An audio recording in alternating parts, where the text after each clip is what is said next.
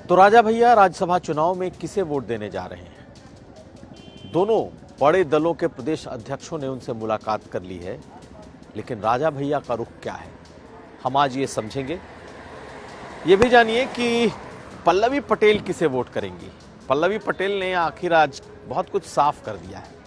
क्या कहा है पल्लवी पटेल ने और क्यों अब वो पीडीए को ही वोट देंगी, तो किसे देंगी, हम आपको ये भी बताएंगे। ललितेशपति त्रिपाठी, जी हाँ, ललितेशपति त्रिपाठी भी कहीं से चुनाव लड़ने के मूड में।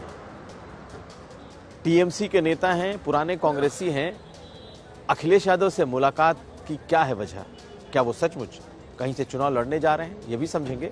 और आखिर में प्रधानमंत्री का वो वाराणसी दौरा जिसके जरिए वो दलितों को साधने का एक बड़ा प्लान लेकर आए हैं। ये तमाम खबरें आज का यूपी में। नमस्कार, मैं हूं कुमार अभिषेक, आप देख रहे हैं यूपी तक। हम हाजिर हैं अपने न्यूज शो आज का यूपी लेकर।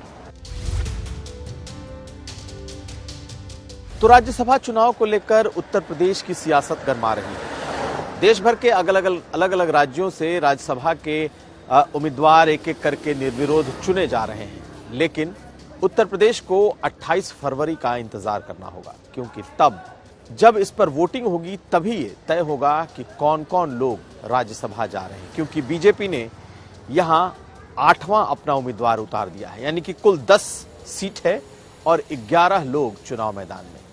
8वें उम्मीदवार के लिए बीजेपी की तरफ से संजय सेठ हैं और समाजवादी पार्टी संभवतः आलोक रंजन उनके सामने होंगे।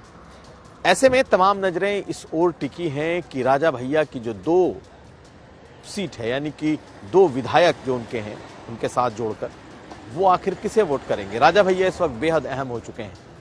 सबसे पहले समाजवादी पार्टी के प्रदेश अध्यक्ष ने उनके घर जाकर उनसे मुलाकात की, तो बीजेपी भला कैसे पीछे रहती।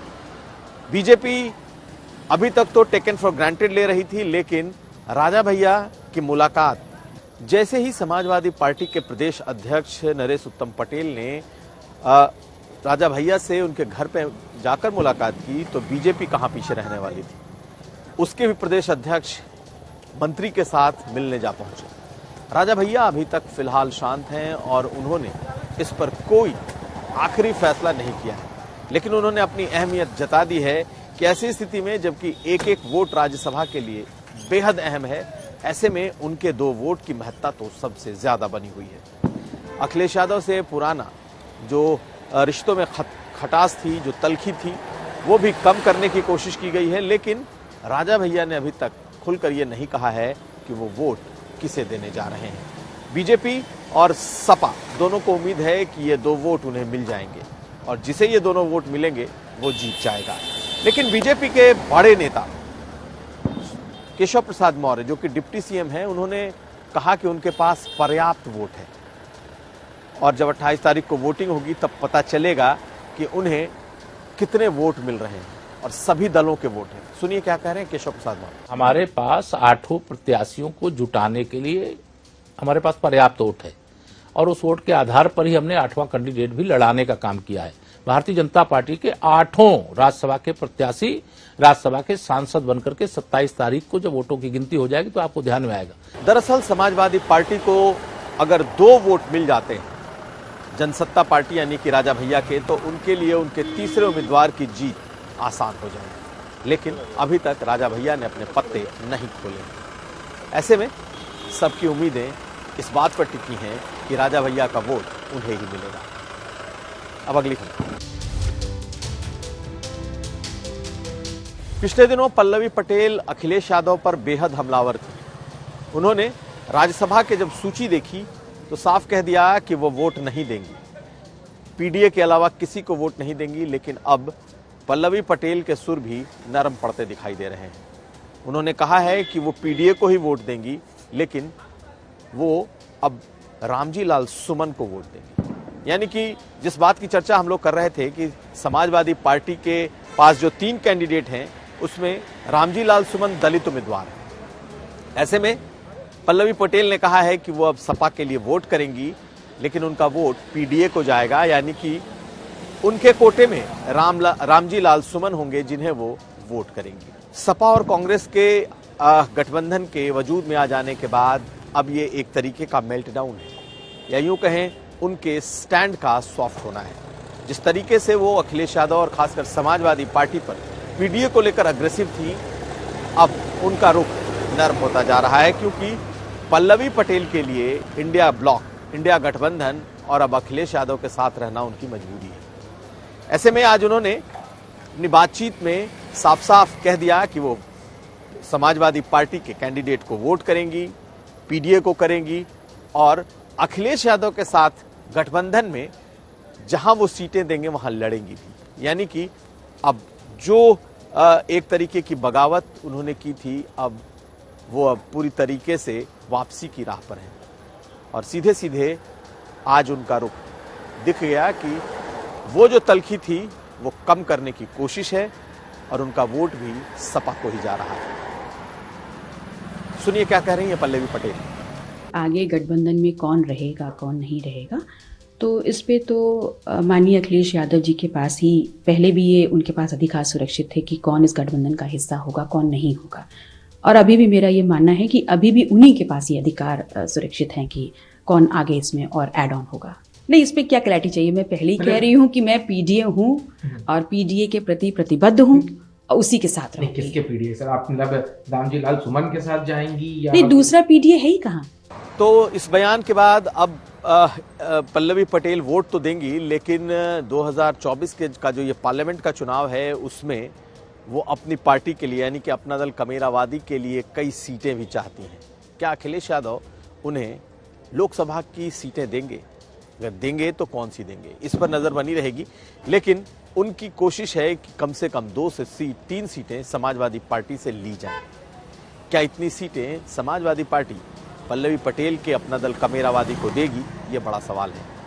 और उस पर भी ये जबकि दोनों के रिश्तों में तलखी आ चुकी है। देखना होगा कि पल्लवी पटेल साझेदार के तौर पर कहां तक समाजवादी पार्टी के साथ चल पाती हैं।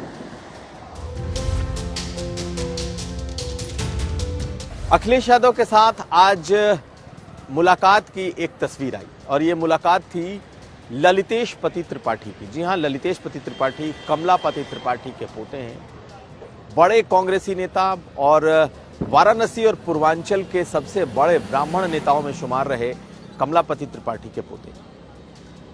कुछ दिन पहले उन्होंने कांग्रेस छोड़ दी थी और उन्होंने ललितेश पति त्रिपाठी ने टीएमसी यानी कि ममता बनर्जी के साथ चले गए थे, टीएमसी का दामन थाम लिया था। पिछले काफी समय से टीएमसी में हैं, लेकिन एक तरीके से इनएक्टिव थे। उनका जो क्षेत्र है वो मिर्जापुर, वाराणसी और चंदौली का इलाका है। जैसे ही कल कांग्रेस पार्टी के साथ गठबंधन तय हुआ, सपा और कांग्रेस का डील तय हुआ, उसके बाद से अब अखिलेश यादव छोटे दलों से उनकी मुलाकात शुरू हो गई है। उन नेताओं से उनकी मुलाकात शुरू हो गई है जिनके बारे में कहा जा रहा है कि ये लोग 2024 के चुनाव में प्रत्याशी हो सकते हैं। और ऐसे में इस मुलाकात को इसी नजरिए से देखा जा रहा है कि ललितेश पति त्रिपाठी मिर्जापुर से हो सकता है टीएमसी के टिकट पर चुनाव लड़ेंगे। ममता बनर्जी से अखिलेश यादव के संबंध बहुत मधुर हैं और ममता बनर्जी को एक सीट देने की तैयारी अखिलेश यादव के द्वारा की जा रही है, ऐसा बताया जा रहा है। तो क्या सचमुच टीएमसी को एक सीट अखिलेश यादव देंगे, और अगर देंगे तो वो कौन सी सीट होगी? दरअसल ललितेश पति त्रिपाठी का जो गृह क्षेत्र है या यूं कह लें कि उनके प्रभाव का क्षेत्र है वो वाराणसी, मिर्जापुर और चंदौली है। चर्चा ये है कि मिर्जापुर से वो चुनाव लड़ सकते हैं, लेकिन मिर्जापुर से बीजेपी की सहयोगी दल अपना दल एस यानी कि अनुप्रिया पटेल वहां से चुनाव लड़ती हैं और एक बार फिर वहां से उम्मीदवार होंगी। ऐसे में अगर सपा चाहेगी तो उन्हें मिर्जापुर से चुनाव लड़ा सकती है। उनके बारे में एक और बात है कि वो चंदौली से भी चुनाव लड़ना चाहते हैं। ऐसे में आज की ये मुलाकात इसलिए भी अहम है कि शायद वो 2024 में इन 2 सीटों में से किसी एक सीट से उम्मीदवार बने। बहुत मुमकिन है कि टीएमसी के टिकट पर चुनाव लड़ेंगे और अगर नहीं लड़े तो सपा उन्हें अपने टिकट पर भी चुनाव लड़ा सकती है। अब देखना यह है कि उन्हें टिकट किस पार्टी से मिलता है, वो चुनाव लड़ते हैं या नहीं। अब अगली खबर।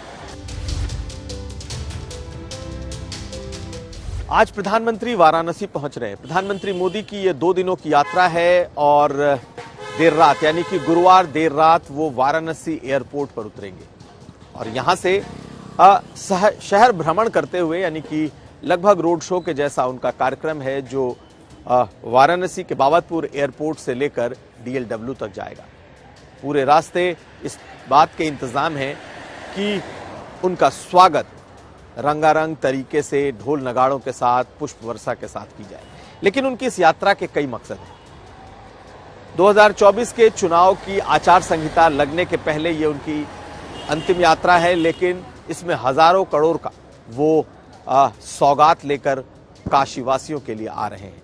कल बनास अमूल डेयरी के प्लांट का वो उद्घाटन करेंगे, लेकिन उससे पहले संत रविदास के मंदिर में वो मत्था टेकेंगे, वहां पर लंगर छकेंगे और तकरीबन 25 फीट ऊंची संत रविदास के प्रतिमा का एक अनावरण भी करेंगे। और कहा जा रहा है कि दलितों को जोड़ने की, खास करके जो रविदास संत रविदास के जो फॉलोअर्स हैं, अनुयायी हैं, चूंकि ये पूरी दुनिया में फैले हुए हैं, बिहार उत्तर प्रदेश में उनका सबसे बड़ा कह सकते हैं उनके फॉलोअर्स हैं और साथ साथ हरियाणा और पंजाब तक उनके अनुयायी हैं।